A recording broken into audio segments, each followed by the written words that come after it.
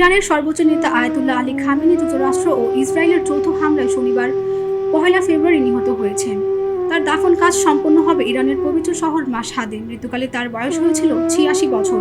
ইরানের বার্তা সংস্থা ফার্সের মাধ্যমে পাওয়া এই সংবাদ প্রকাশ করে এএফপি।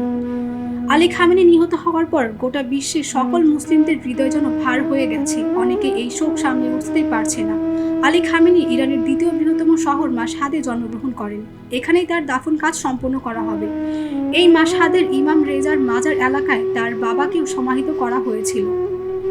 সামাজিক মাধ্যম টেলিগ্রাম অ্যাকাউন্টে প্রকাশিত এক বার্তায় বিপ্লবী রক্ষী বাহিনী জানায়, এই সম্মানিত নেতাকে দাফনের আগে তেহরানে বিশাল এক বিদায়ী অনুষ্ঠান আয়োজনের বিষয়, কিন্তু দাফনের সুনির্দিষ্ট কোনো তারিখ এখনও প্রকাশ করা হয়নি।